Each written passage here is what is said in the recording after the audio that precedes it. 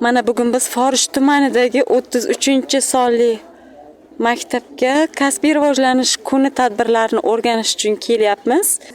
Pedagogik mahorat markazidan tashrif buyurdik. Aynan kasbiy rivojlanish kuni tadbirlarini o'rganish uchun yaqinda ustozimiz Shuhrat medali bilan taqdirlanganlar. Ustozimizni samimiy tabriklaymiz va bundan keyingi kasbiy faoliyatlariga muvaffaqiyatlar tilaymiz. Hurmatli ustozlar, demak, kasbiy rivojlanish kuni va kasbiy rivojlanish soat tadbirlari mazmuniga e'tibor beriladi. Yetakchi ustozlarimiz kiriki.avloniy.uz saytiga kirib ro'yxatdan o'tish kerak bo'ladi. Har kasbiy rivojlanish kunida siz aynan mana shu maktabga kelasiz, soat 10 dan o'sha yo'qlamadan o'tib qo'yasiz va siz yerda o'tirganingiz to'g'ri-to'g'ri Avloniy platformasida ko'rinadi. Bilishni xohlayman, bilib oldim. Xo'p, bugungi mashg'ulotda biz sizlar bilan kasbiy hamda shaxsiy rivojlanish to'g'risida nimalarni bilishni xohlayman. Bilib oldim.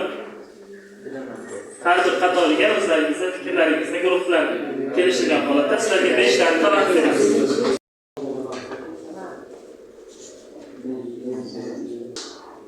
Shamol, yomg'ir, qor. Misol sifatida aytib o'taman.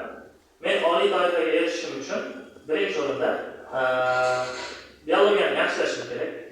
Buning uchun hozirgi paytda yangi chiqayotgan darsliklarni o'qishim kerak. Ya'ni yangi 7-sinf, yangi 10-sinf darsliklarini bir qatorlab o'qib o'rganib chiqishim kerak.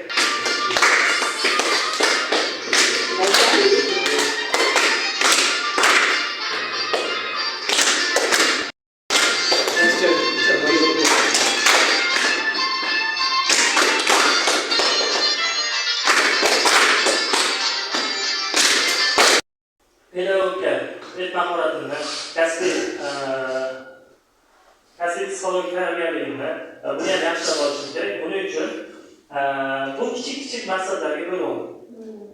Endi shularga men vaqt ajratishim kerak. Demak, shubangizdagi barcha ustozlarga bugun o'rganganingizni sizda endi oldindan tajriba bor, o'tib berishingiz kerak va ularni dars jarayonida qo'llashni ham tahlil qilishingiz kerak.